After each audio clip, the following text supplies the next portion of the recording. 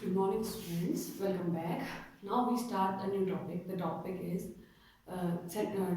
Instruments of central bank. हमने जो instruments के बारे में बात की थी, मैंने आपको बताया था कि ये इंस्ट्रूमेंट्स हैं, ये है जो क्रेडिट कंट्रोल में जो है सेंट्रल बैंक काम में लेती है। ठीक है, तो हमने जो है 3 के बारे में बात की थी। बैंक रेट के बारे में आपने बात की थी, हमने जो है रेपो रेट के बारे में बात की थी और रिवर्स रेपो रेट के बारे में बात की थी।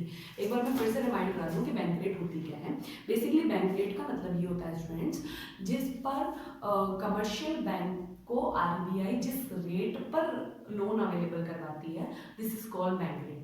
एज इट इज आपका रिवर्स रेपो रेट था, जिसमें कमर्शियल बैंक जो है लोन लेती थी आरबीआई से, जिस रेट पे लोन उनको प्रोवाइड किया जाता था, this is called bank rate. ठीक है, इनमें जो डिफरेंस था वो एक था कि एक शॉर्ट टर्म लोन होता है और दूसरा जो है लॉन्ग टाइम लोन होता है। इसके अंदर जो है मॉर्गेज नहीं रखना पड़ता, इमीडिएटली लोन होता है हमारा बैंक रेट। ठीक है, इसके बाद में हमने जब बात करनी है तो रिवर्स रेपो रेट की बात की थी। तो रिवर्स रेपो रेट में आरबीआई अगर कमर्शियल बैंक से लोन लेती है, तो जिस रेट पे आरबीआई ने लोन लिया है और कमर्शियल बैंक ने जिस रेट पे लोन दिया है, this is called reverse repo rate. ठीक है, अब आज हम बात करेंगे, एक हम करेंगे कैश रिजर्व रेशियो की, दूसरा हम देखेंगे स्टेचुरी लिक्विडिटी रेशियो की, और लास्ट में हम देखते हैं ओपन मार्केट ऑपरेशन क्या होते हैं।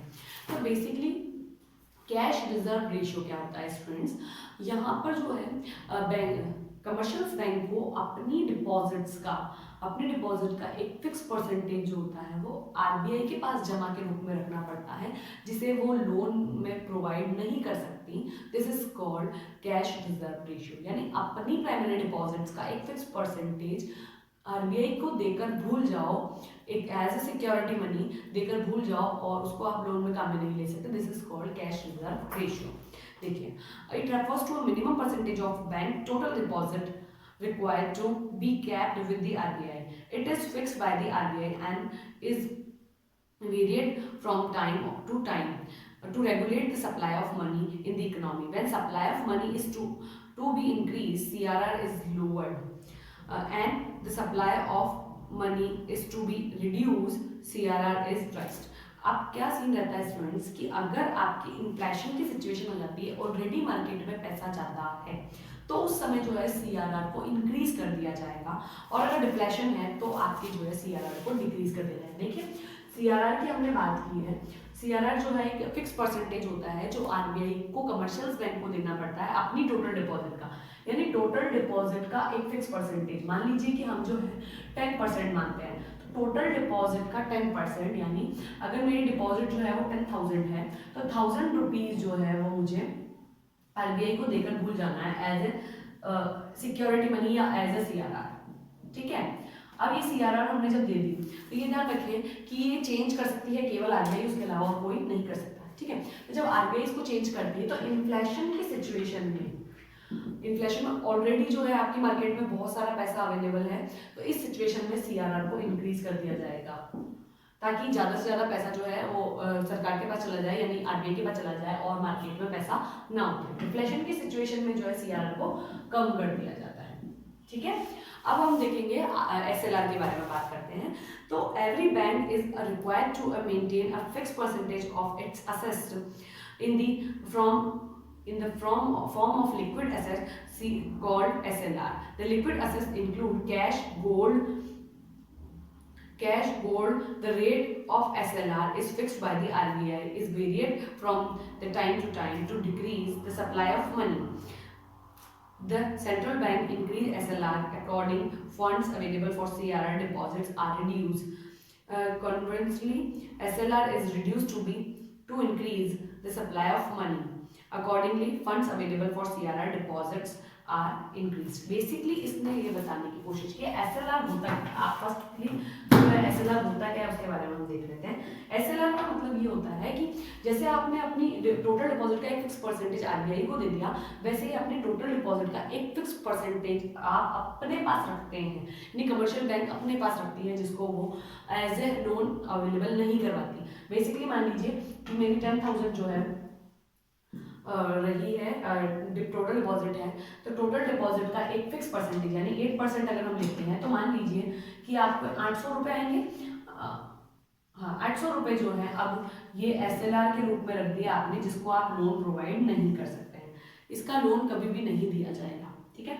ये एज ए सिक्योरिटी मनी हमने रख लिया, उसके बाद में हम यहाँ पर इसको कोई भी लोन में यूज नहीं करते हैं, ठीक है। अब अगर आपके इन्फ्लेशन की सिचुएशन आती है, यानी इन्फ्लेशन आ गया मान लीजिए, तो इस समय SLR को जो है इंक्रीज कर दिया जाएगा, और अगर आपके डिफ्लेशन आता है तो आपके SLR को डिक्रीज कर दिया जाएगा, ठीक है।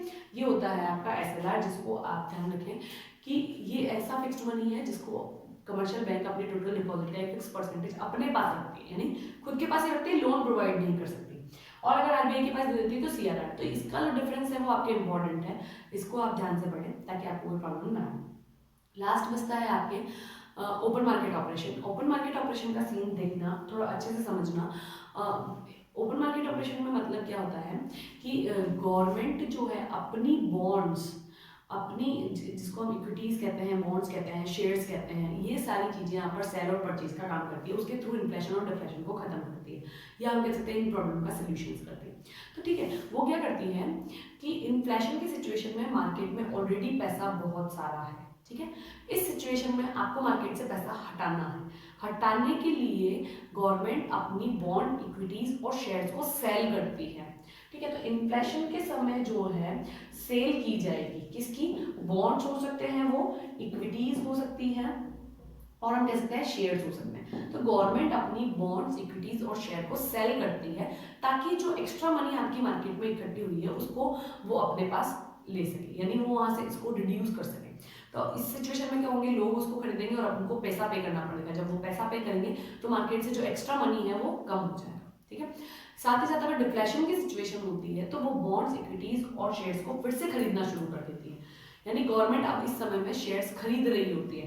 तो जब वो कुछ खरीदेगी तो उसको पैसा पे करना पड़ेगा, जो जिससे भी उन्होंने लिया है, जिनके पास इक्विटीज पड़ी है वो सेल कर देते हैं, तो उस समय जो है मार्केट में पैसा उतरना शुरू हो जाएगा, तो डिफ्लेशन की सिचुएशन को कंट्रोल करेगा। इसी तरीके से इन्फ्लेशन और डिफ्लेशन को सेंट्रल बैंक अपने क्वांटिटेटिव इंस्ट्रूमेंट्स के थ्रू जो है सॉल्व करती है, ताकि अपनी इन्फ्लेशन है और डिफ्लेशन है उसकी प्रॉब्लम को सोल्यूशन मिल जाए, ठीक है। ये हुआ हमारा क्वांटिटेटिव